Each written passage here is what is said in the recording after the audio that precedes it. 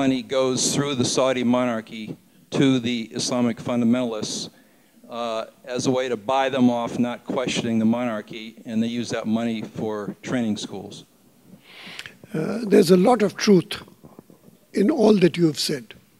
But you have to watch the small print in order to get to the real truth.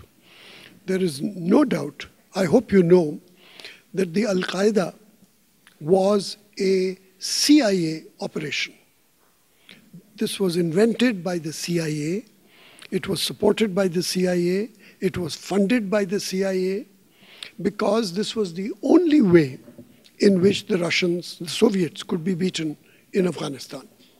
And extraordinary stories exist about that operation in which Charlie Wilson played a great part, but others also. For example, we had a secret operation because both the United States and Pakistan had to be officially neutral in the fight between Afghanistan and the Soviet Union. And so all the help that we were giving was covert help. And these Afghans needed weapons. And the weapons had to come from the United States. But how do you get them across? Because you couldn't do it through the open roads, because then the secrecy would be destroyed. And so we had built up a trail through the mountains, but it was so narrow and so dangerous a trail that the only way to transport stuff was through mules. And Pakistan has no mules.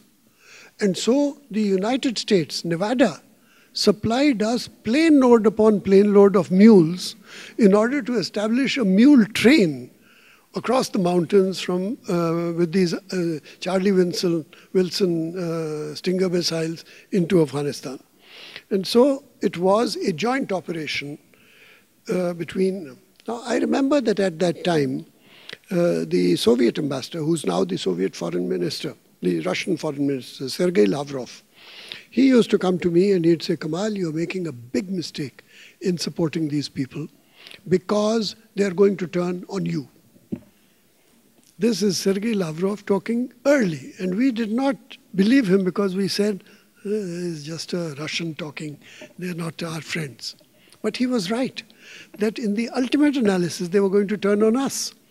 And the reason why they turned on us is basically because of the fact that the United States turned its back on Afghanistan. We destroyed the Soviets. And having done that, we did nothing with Afghanistan. We just pulled out and ran. One night stand once again. And the result was that we had these masses of people trained in the use of weapons with nothing to do.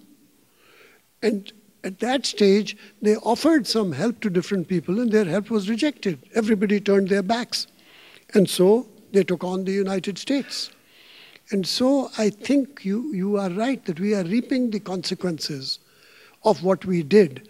But what we did is turning our backs toward Afghanistan. That is the key part.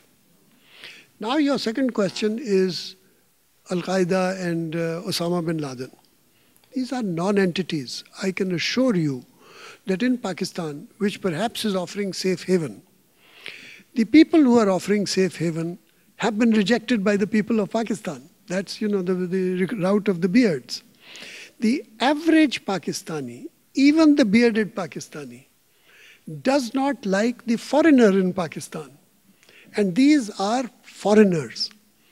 And so if we stop bombing them and just let the Pakistanis deal with them, you will find that the Pakistanis will get rid of the foreigners among them. And so the more you push, the more the resistance. But if you don't push too hard, they will all be eliminated because nobody in Pakistan wants things like suicide bombing, which is occurring every day now in Pakistan, thanks to these foreigners. So there is hope. What about the Saudi Arabian connection? The Saudi Arabian connection is there, no doubt. But once again, the United States did not want to contribute too much money itself, so it asked Saudi Arabia to contribute money through the Rabita, which is a religious organization in Saudi Arabia. That created links. Now those links continue. But surely you know that the United States has great influence on Saudi Arabia. So you should be able to get them to dry up the money supply, much more than we can. Okay. I'm going to put you on the spot with this one. I'm going to put you on the spot here. In November, we're going to elect a new president in this country. And of the three viable choices at this point, who do you think, well, the three candidates in the running, who do you think would be the best suited to begin mending the relationship between the United States and Pakistan and, wind up in bed for more than one night? That's a very good question, but a qualified answer. First of all, nobody is going to ask me, because the election of the president is done by the people of the United States, who are, by and large, not a very trustworthy people. Because you have now been through two elections in the past, which are very unusual elections. Don't forget that your favorite country, Britain, came out with a newspaper headline in 2002 or whenever the last election was, in which it said, headline, in a client country like Britain. And it's read, how can 53 million people be so stupid? Now, this is the verdict of your closest friend. So nobody is going to ask me, you have to decide this yourself. And I don't know which way the ball will bounce, because it's really going through a tennis match at the moment. And the basic assumption until a few weeks ago was that the election would turn up a Democrat as a president. I think it's a questionable assumption now. And you may well turn up with a Republican as the next president of the United States.